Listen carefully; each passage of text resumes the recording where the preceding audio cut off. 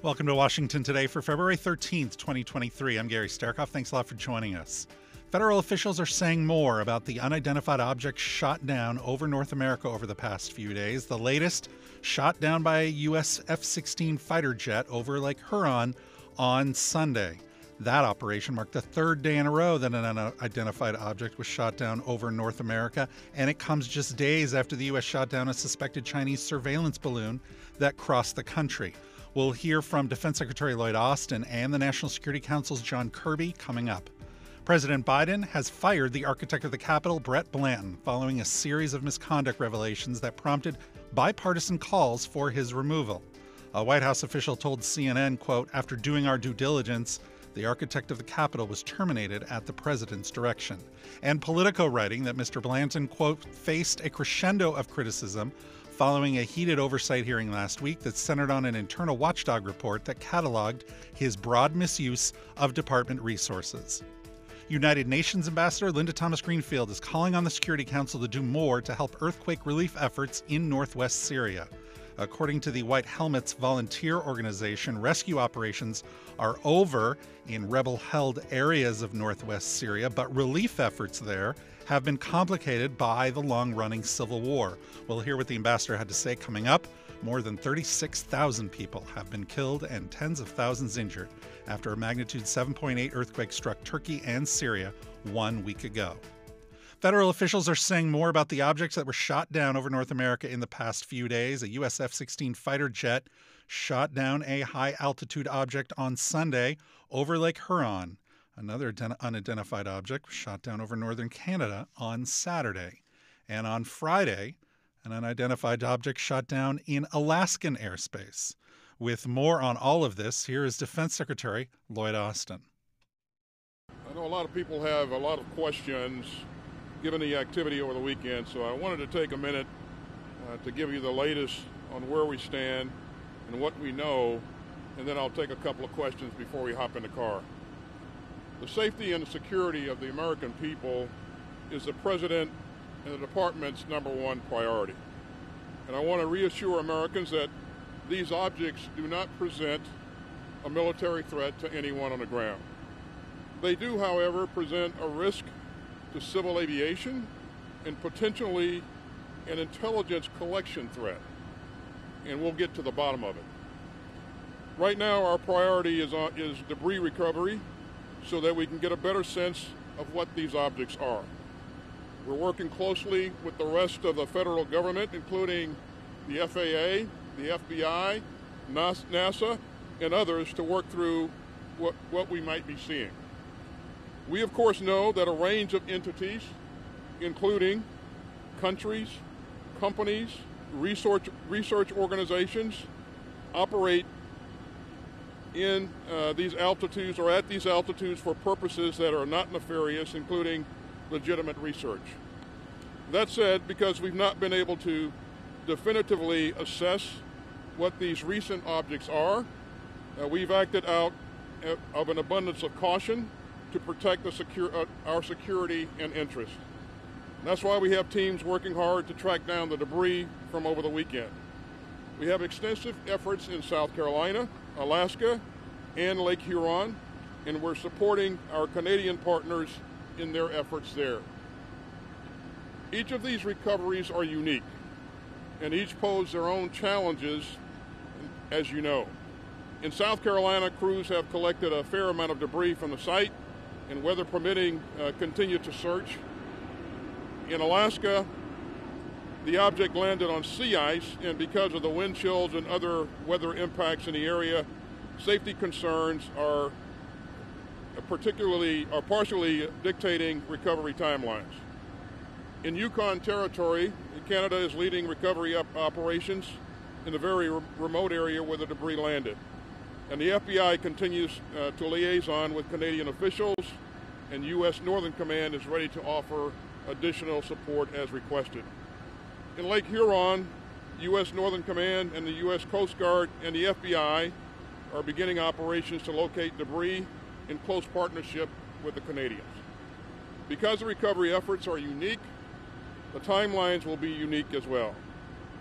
I want to be clear, The three objects taken down this weekend are very different from what we were talking about last week. We knew exactly what that was, a PRC surveillance balloon. And as we have said, we do not assess that the recent objects pose any direct threat to the people on the ground, and we will continue to focus on confirming their nature and purpose. Defense Secretary Lloyd Austin speaking to the media in Brussels, Belgium this afternoon. And Secretary of State Antony Blinken and China's top diplomat Wang Yi are both expected to attend the Munich Security Conference this coming weekend in Germany. And while State Department officials had no announcement to make about a possible meeting between the two, it would be the first opportunity for them to meet since the U.S. downed that suspected Chinese surveillance balloon. Here's more from Secretary Austin.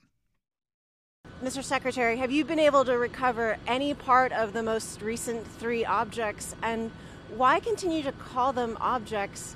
Are these not balloons? Well, we're going to confirm what they are once we have collected the debris. But to answer your question, we've not recovered any debris from the three most recent shoot downs.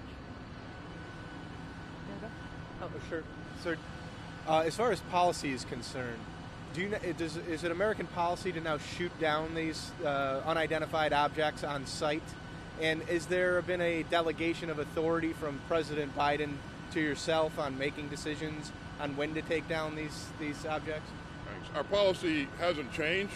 We will evaluate each and every event on its own merits, and we'll make decisions based upon the recommendations of the NORTHCOM NORAD commander, the chairman of the Joint Chiefs, and they'll make recommendations to me, and I'll evaluate and make recommendations to the president. Again, these three events each of them presented a risk to safety of flight. And we don't know if they were actually collecting intelligence, but because of the route that they took, out of an abundance of caution, we want to make sure that we have the ability to examine what these things are and potentially what they were doing. So with that, I'll stop and we'll go ahead and move out to the hotel. But thanks a lot.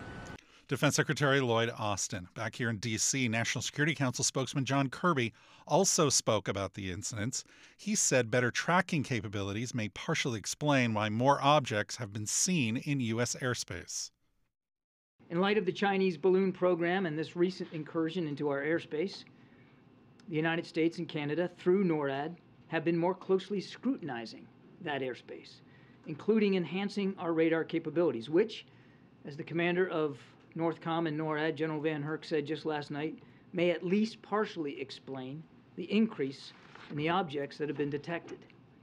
Slow-moving objects at high altitude with a small radar cross-section are difficult to detect on radar. Even objects the size of the Chinese spy balloon, which had a payload the size of roughly 3 school buses, were not picked up by previous administrations or other countries. We also know that a range of entities, including countries, companies, research, and academic organizations, operate objects at these altitudes for purposes that are not nefarious at all, including scientific research. That said, because we have not yet been able to definitively assess what these most recent objects are, we acted out of an abundance of caution to protect the security, our interest, and flight safety. In Saturday's case, we acted in consultation with the Canadian government, the President speaking personally with Prime Minister Trudeau. The spy balloon was, of course, different because we knew precisely where that was. As we have said, we do not assess that these most recent objects posed any direct threat to people on the ground, and we are laser focused on confirming their nature and purpose, including through intensive efforts to collect debris in the remote locations where they have fallen. In each instance, we have followed the same basic course. We assessed whether they posed any kinetic threat to people on the ground. They did not. We assessed whether they were sending any communication signals. We detected none. We looked to see whether they were maneuvering or had any propulsion capabilities. We saw no signs of that. And we made sure to determine whether or not they were manned. They were not. We did, however, assess that their altitudes were considerably lower than the Chinese high-altitude balloon and did pose a threat to civilian commercial air traffic. And while we have no specific reason to suspect that they were conducting surveillance of any kind, we couldn't rule that out. That is why the President, at the recommendation of the Secretary of Defense, the Chairman of the Joint Chiefs of Staff, and the NORTHCOM NORAD commander, gave the order to shoot them down. These missions were completed successfully and safely. Efforts are actively underway right now at all sites to find what is left of those objects so that we can better understand and communicate with the American people what they are. I think it's important to remind the objects in Alaska and Canada are in pretty remote terrain, ice and wilderness, all of that making it difficult to find them in winter weather. The object over Lake Huron now lies in what is probably very deep water. National Security Council spokesman John Kirby speaking at the White House. And Deputy Secretary of State Wendy Sherman is denying claims from Beijing that the U.S. has flown surveillance balloons over China, telling reporters at the State Department today, quote, "There are no U.S. government balloons over the People's Republic of China. None. Zero. Period." John Kirby echoed those remarks. We're not flying any surveillance balloons over China. Are we flying any other kind of surveillance craft routinely over China? We are not flying surveillance balloons over China. I'm not aware of any other craft that we're flying over into Chinese airspace. And while U.S. officials seem to be tight-lipped about what these objects could be, White House Press Secretary Karine Jean-Pierre told reporters today what the objects are not. And one last thing before I turn it over to the Admiral, I just wanted to make sure we address this from the White House. I know there have been questions and concerns about this, but there is no indication of aliens or extraterrestrial activity with these recent takedowns. Again, there is no indication of aliens or terrestrial activity with these recent takedowns. Wanted to make sure that the American people knew that, all of you knew that, and it was important for us to say that from here because we've been hearing a lot about it. I'm not. Would you tell us? I'm just, I loved E.T., the movie, but I'm just going to leave it there. And here's Scott Clancy. He's a former NORAD director of operations, and he says he thinks the increased sightings are the result of a combination of factors. I think you're seeing the confluence of two things. The first thing is what General Van Erck, my old commander, referred to as intelligence gaps that existed with our systems of detection across North America. As he said in his briefing after the initial shoot down of the Chinese attributed balloon, that they have since closed those gaps. And it's been referred to as adjusting the filters on those systems. I think there's maybe a little bit more to that, but what it does is it allows these systems to be seen more often. The second thing, and this is just conjecture from my perspective, I think you're also seeing the confluence of distinctive activity by our adversaries to test our systems. And I think it's the confluence of both of those things that we're producing these number of events. Does that mean you think it's China?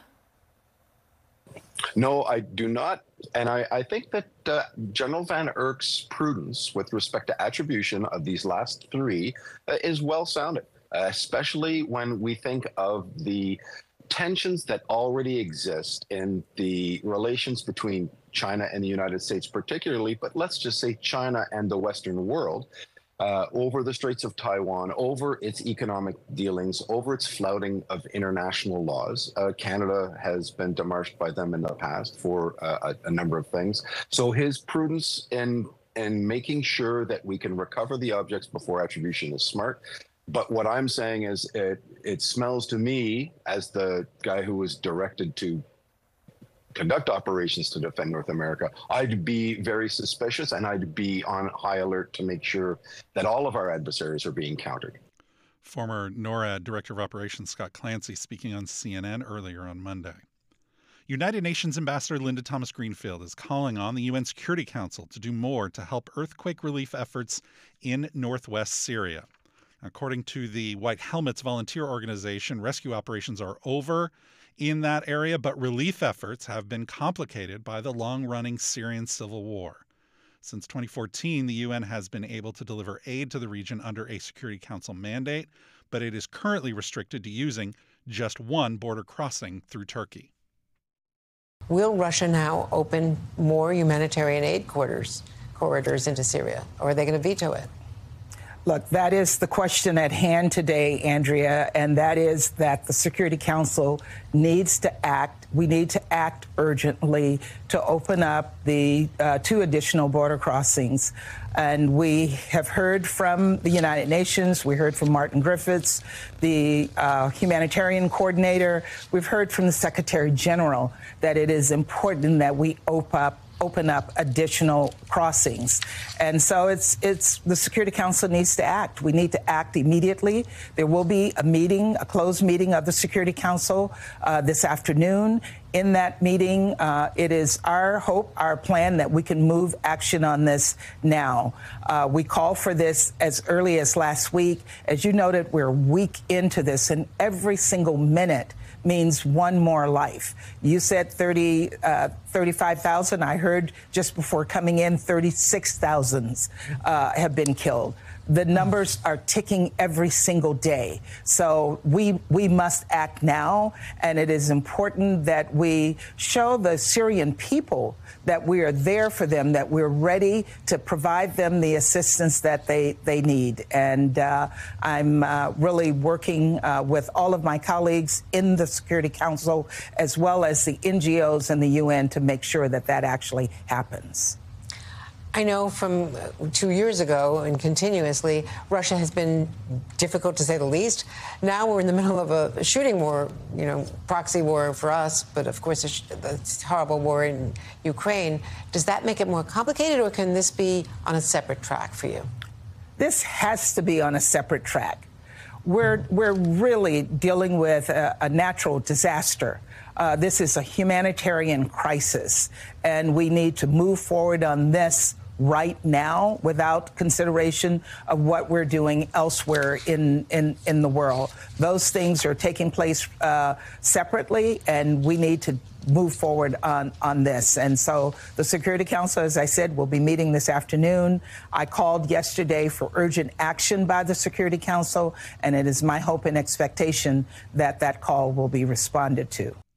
UN Ambassador Linda Thomas-Greenfield on MSNBC. More than 36,000 people have been killed and tens of thousands injured after a magnitude 7.8 earthquake struck Turkey and Syria 1 week ago. President Biden has fired architect of the Capitol Brett Blanton following a series of misconduct revelations that prompted bipartisan calls for his removal. A White House official told CNN, quote, "After doing our due diligence, the architect of the Capitol was terminated at the president's direction."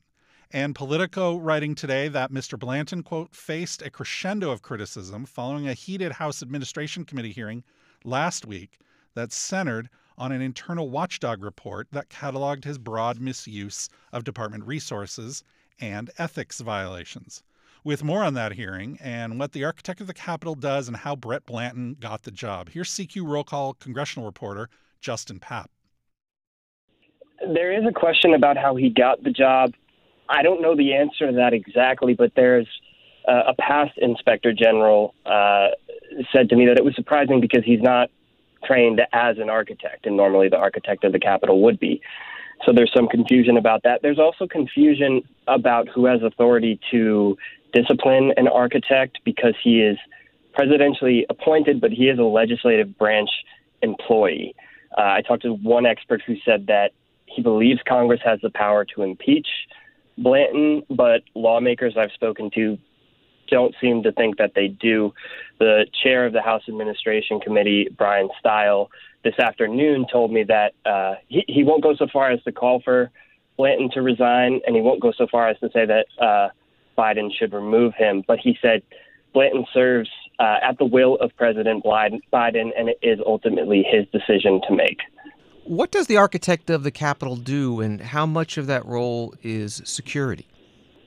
It's a big part of the role. So one of the chief functions is he is on the Capitol Police Board. He is not a law enforcement officer, which is an important distinction to make given some of the ethics violations alleged in the report. But he is responsible for the upkeep, the maintenance, and the security of the Capitol complex. There were already questions about the ethics violations. What are the specifics? A lot of these are related to his use of his government-issued vehicle, which was intended for home to work use. According to the Inspector General report, which was released in October, Mr. Blanton allowed both his wife and his daughter to drive the vehicle, sometimes when he was not present. He took the vehicle on road trips as far as South Carolina and Florida. He also allegedly misrepresented himself as a law enforcement officer in an incident where a driver hit the car of his daughter's boyfriend. Blanton allegedly chased that driver to his home and briefly detained him. And police officers who responded to the scene identified Blanton as a law enforcement agent. He denied that at the hearing. He said it was a mistake on the officer's part. But those were two of the big allegations against him. Also, he and his wife allegedly led tours of the Capitol building while it was shut down because of COVID. CQ Roll Call congressional reporter Justin Papp speaking to C-SPAN Radio last week. You're listening to Washington Today. Live Tuesday on C-SPAN Radio at 10 a.m. Eastern, a Senate Judiciary Committee hearing on Internet safety for children and privacy threats online. Witnesses include the president of the National Center for Missing and Exploited Children and the former commander of the New Jersey Internet Crimes Against Children Task Force. Senate Judiciary Committee hearing on Internet safety for children. Live Tuesday at 10 a.m. Eastern on C-SPAN Radio.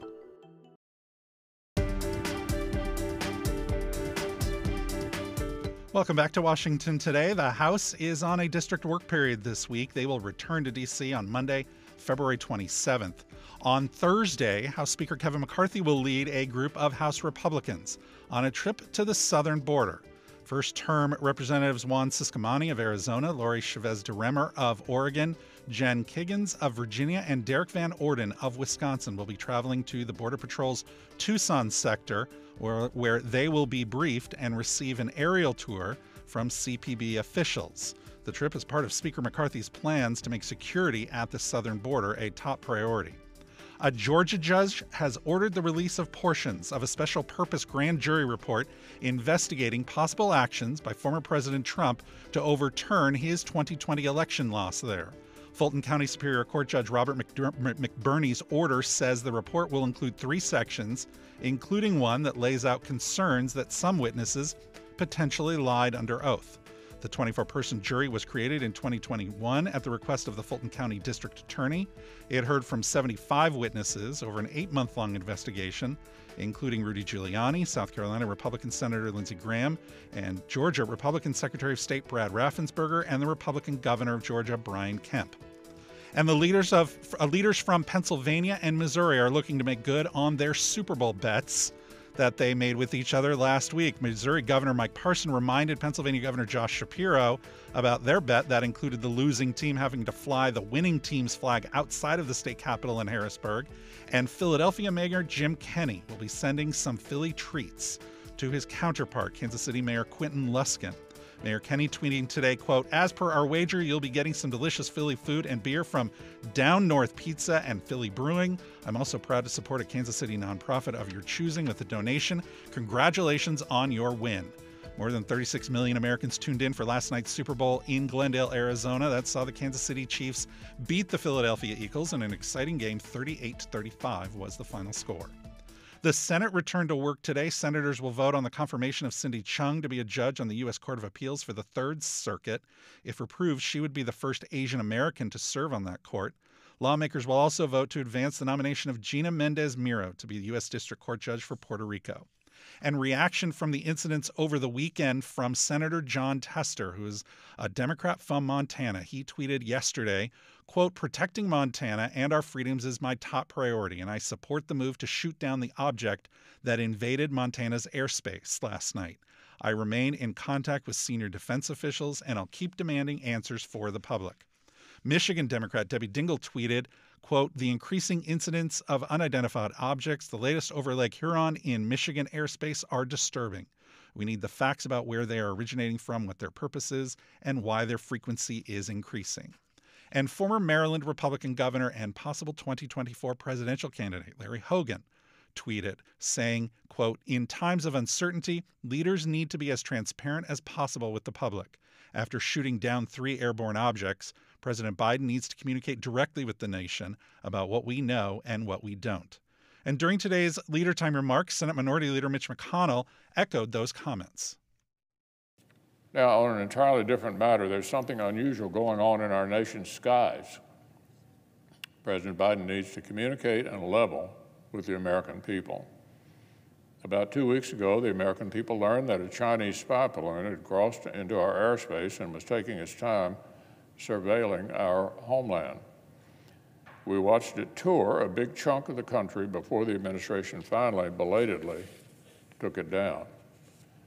Since then, the public has seemingly heard about another new unidentified flying object, seemingly on a daily basis.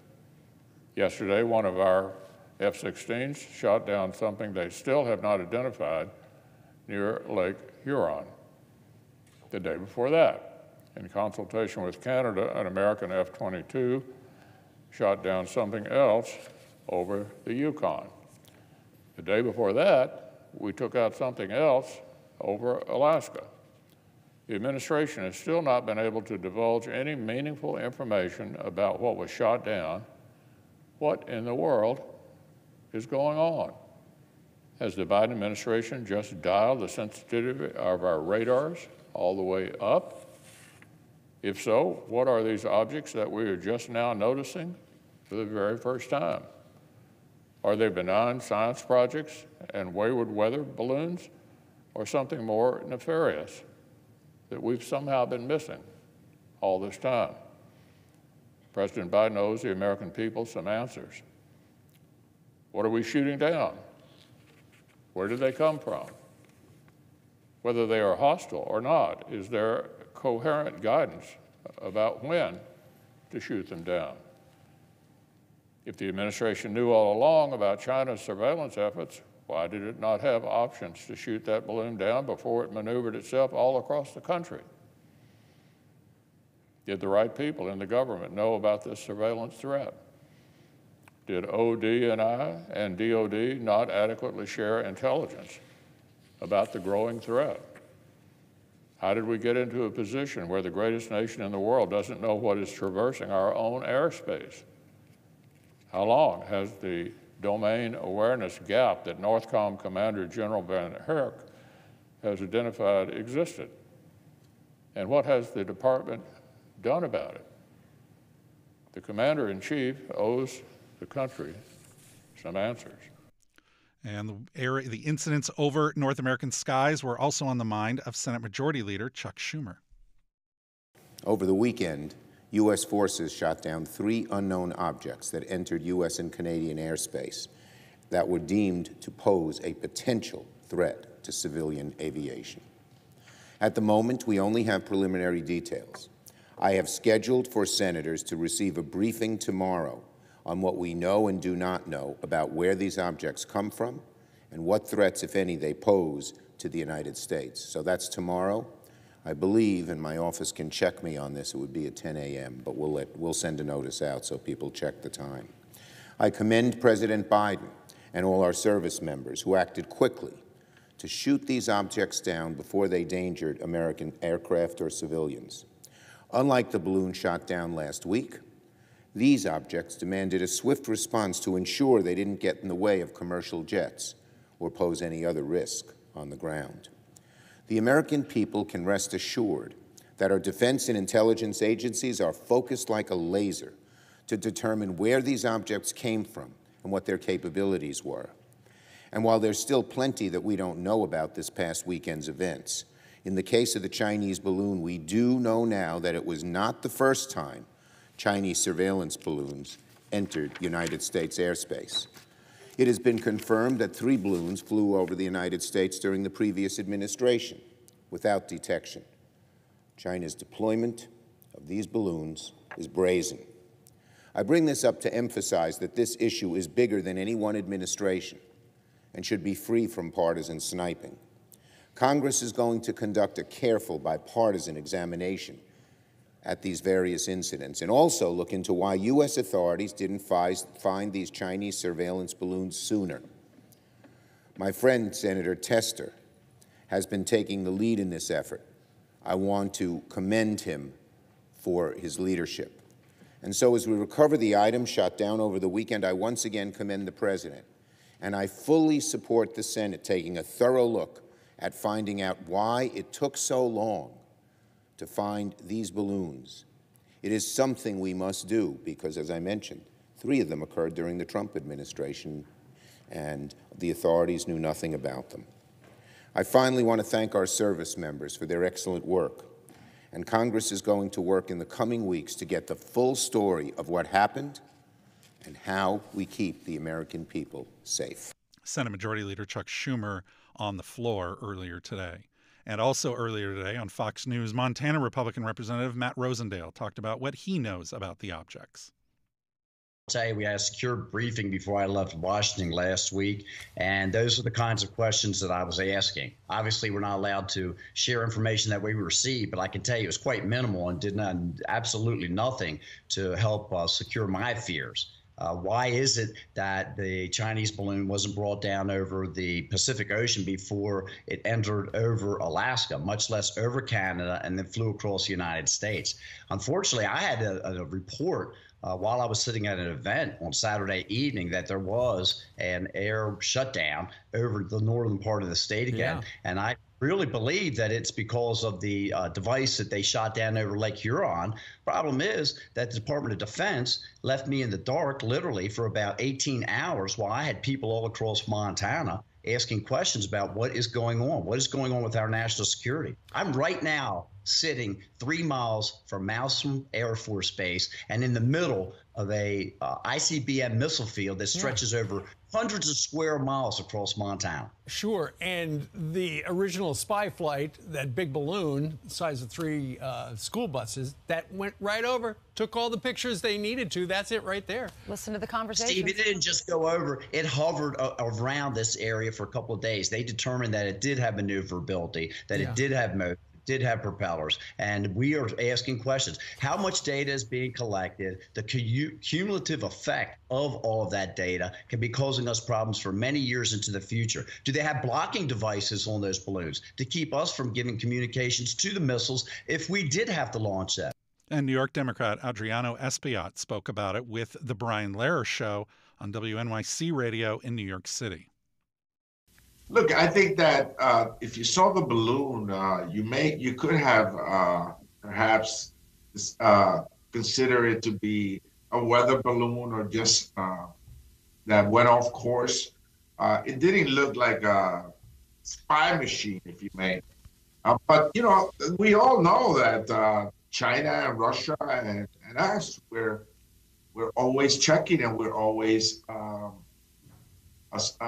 doing our reconnaissance and our intelligence work across the planet. So this is not a surprise to me, and I think is a whole lot of nothing. I think that this probably goes on every day, and we haven't paid attention to it because we really have not been publicly focused on it as we have been in the last couple of weeks. Yeah. Do you think that the Biden administration is being transparent enough, even with members of Congress, about what this has been about? Because even some Democrats in Congress are complaining about that. Well, we should get more information about it, but now Canada is involved in the latest incident, so we'll have to wait and see what they come up with as well. But yes, we should have gotten more information in a quicker fashion. I think the administration was a little bit slow to get to us. The National Association of Counties began their annual legislative conference here in D.C. today. President Biden is scheduled to speak at the event on Wednesday. Transportation Secretary Pete Buttigieg appeared today, and he talked about making infrastructure investments at the county level. The reality is the answers, the projects, the delivery doesn't come from Washington, but more of the funding should, and that's exactly what we're doing with the bipartisan infrastructure law. We are seeking to work with our partners on the ground to help you meet the priorities that you've known all along need to get done. Now, if I think about it in terms of the timeline of this administration, we really spent our first year just making the case. Yes. And with your help, we got that done. It was one of the bipartisan achievements that the president was able to speak about in the State of the Union address. Just a couple of weeks ago, he was with the Republican Senate leader celebrating that Brent Spence Bridge. It has been thrilling to do that. But we spent the first year just getting that thing passed. And then the complexity and the proportions of the programs we set up meant that we spent most of the second year getting it all stood up and created, setting up the plumbing, if you will, that all of that funding was going to move through. Yeah, right. Now comes the fun part. Yes. This is when we are really seeing the dollars begin to move and even beginning to see the spades turning and the dirt flying. With your help, 3,700 bridges that we now have getting started to be improved. Over 70,000 miles of highway, 8,000 buses, ferries, and other pieces of transit equipment. And we're just getting started. Woo. It's an exciting time. That's right. That's it. And you mentioned the EV part. Look, everybody catch a Super Bowl last night? The automakers are going to do more to literally sell electric vehicles than any policymaker can or should. That's where industry is going anyway. Right. But what's not going to happen anyway is for it to reach enough communities quickly enough, especially when we're thinking about charging, so that everybody can take advantage of it, especially as EVs become more and more affordable. And the biggest barrier to somebody being able to save the gas money or the diesel money that you have by owning one becomes charging. Right. And that's where our partnership comes in. We're providing, again, more funding, but you all are going to need to put together the local information and the localized inputs on the applications about where some of these chargers actually need to go. Right. So that's just one example of the partnership that we are building up, but it couldn't be a more exciting time for transportation. It's had its challenges. Right. I mean, if you look at what the American transportation systems have faced in the last 2 or 3 years, partly because of the pandemic, we've faced issues from container shipping to airline cancellations. Now we got balloons. That's right. But also the best time ever to be working in transportation because of these resources. And we know ultimately it's in the hands of those who are on the ground that the biggest difference is going to be made. Transportation Secretary Pete Buttigieg speaking at the National Association of Counties annual legislative conference here in D.C. You can see the entire event at cspan.org.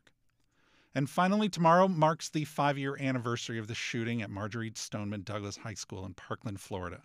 That claimed the lives of 17 people and injured 17 more. And today, one of the survivors of that event and the co-founder of the March for Our Lives, Delaney Tarr, reflected on her life 5 years since the shooting. Are there specific thoughts that you're having, things that you're thinking about? I mean, I really reflect a lot on, the shooting itself, the time after the shooting, the March for Our Lives. I reflect on it all year round. That's not really a thought that goes away for me, but it becomes ever present the closer that we get to that date. So I've been thinking a lot about kind of what we did and, what happened and then what we did in the aftermath and how I feel about it, how it's impacted me, how I've grieved and how I've struggled to grieve. So it's a lot of just constantly pondering, from driving and walking around, sitting, eating dinner, like everything that I'm doing, I'm thinking about it in some capacity, really trying to reflect and understand where I'm at now. Well, you recently wrote a little bit about, this process that you're undergoing of trying to understand how your life has changed since the tragedy in Parkland. What have you learned from this reflection about, that tragedy and how it has sort of impacted you? What haven't I learned? It's interesting to have something so transformational happen at an age where you're, already having a transformational experience. I was incredibly vulnerable, all of us were, and being able to understand that not only did that change my development into adulthood, it's been carried with me this entire time. So I've learned obviously great things about organizing and understanding the political landscape and understanding the power of collective change. But I've also learned the ways that organizing in times of grief and trauma and tragedy can kind of mess you up for a really long time, which is part of what my article touches on. I've learned that a lot of the things that I once considered uplifting to hear now kind of fill me with discomfort and sometimes a little bit of sadness tinged with anger. And that can be a really complicated feeling, like the things that people say to us, to people who did organize or who still organize. So it's definitely every aspect of it. I think my feelings have changed a little, and I know that they'll keep changing as the years go on. Delaney Tarr, a survivor of the 2018 Parkland, Florida shootings and a co-founder of the March for Our Lives, an organization born out of that tragedy. She spoke with Washington Post Live. You can see the entire event at cspan.org. That's where you can also find this program as a podcast. It's also on our C-SPAN Now mobile app or wherever you listen to podcasts. And if you'd like more on the stories that are shaping Washington, subscribe to C-SPAN's evening newsletter, word for word. You can go to cspan.org/connect to subscribe. I'm Gary Sterkoff. Thanks a lot for listening today to Washington Today.